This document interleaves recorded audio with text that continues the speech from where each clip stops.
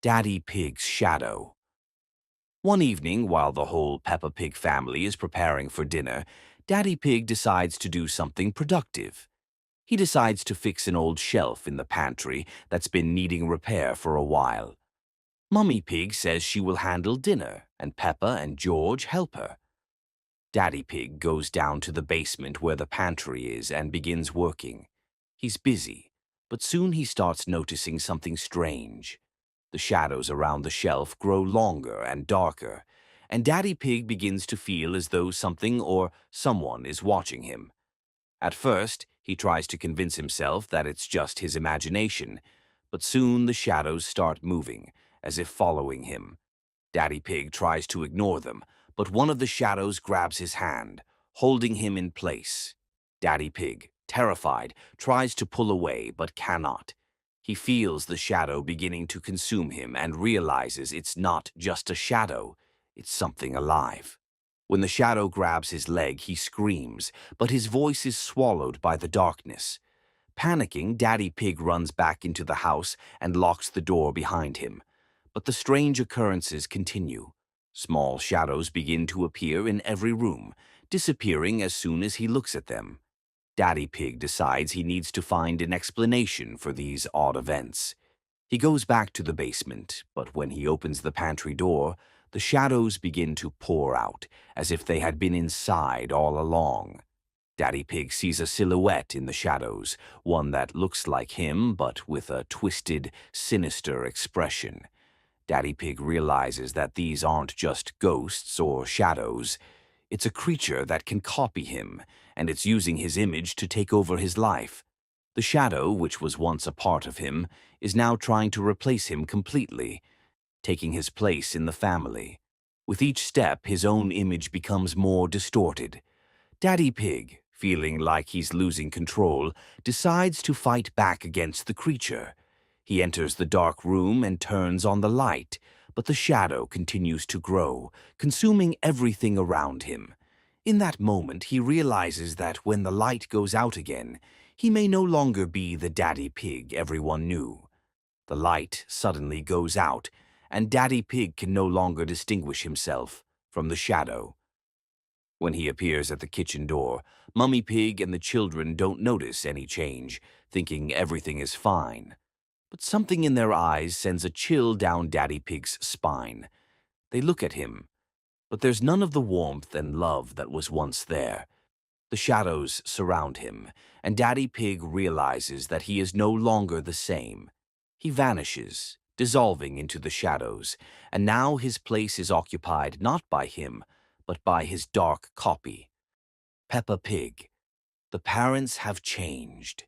One evening, Peppa's family gathered for dinner. Everything seemed normal. Daddy Pig told funny stories, and Mummy Pig served their favorite meals. But something felt off. Peppa noticed her parents were unusually quiet as they ate, their gazes strangely empty. "Mummy, are you okay?" Peppa asked. "Of course, dear," Mummy Pig replied, but her voice was soft and lifeless. Daddy Pig smiled, but his smile was too wide, almost like it was painted on. That night, Peppa woke up to a strange sound. Footsteps echoed down the hallway, as if someone was pacing back and forth.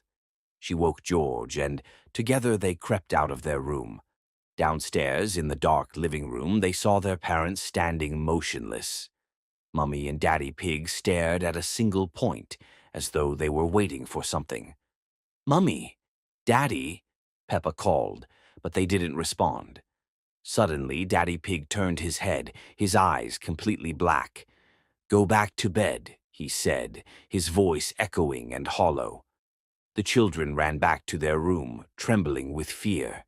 The next day, their parents acted even stranger. Mummy Pig didn't cook breakfast. She just sat at the table, drumming her fingers slowly. Daddy Pig stared out the window, ignoring the children's attempts to talk to him. "What's wrong with you?" Peppa finally yelled. Daddy Pig turned to her slowly, his smile stretching wider, revealing sharp, pointed teeth. "We're fine, Peppa. Are you?" That evening, the children once again heard footsteps. Peeking out, they saw their parents descending into the basement, a place that was usually locked. The basement door was slightly ajar, and a strange low hum came from within. "We have to see what they're doing," Peppa whispered. The children carefully followed them down the stairs. Inside, they found Mummy and Daddy Pig standing in front of a large black mirror. Their reflections moved independently, as though alive. "Soon they'll be part of the house, too," Mummy Pig said, her voice sounding unnatural. Daddy Pig turned toward the children, his face twisted into a horrifying grin. "Join us," he said, stepping forward. Peppa and George ran back upstairs, but the hallways stretched endlessly. The walls seemed to shift and close in on them, as though the house itself was alive. "You can't escape," Daddy Pig's voice echoed throughout the house. "Peppa Pig, Richard, has changed." One day, George invited his best friend, Richard Rabbit, over to play at their house. Peppa didn't mind. She was used to their noisy dinosaur games, even if they sometimes annoyed her. At first, everything was normal. George and Richard ran around with their toys, built towers from blocks, and laughed loudly. But soon, Peppa noticed that Richard started acting strangely. He suddenly went silent and began staring at a single spot on the wall. "Richard, what are you doing?" George asked, stepping closer. "He's there," Richard whispered quietly, not taking his eyes off the wall. Peppa tried to ignore it, but the longer Richard stayed, the stranger his behavior became. He stopped playing altogether and sat in the corner of the room, whispering to himself.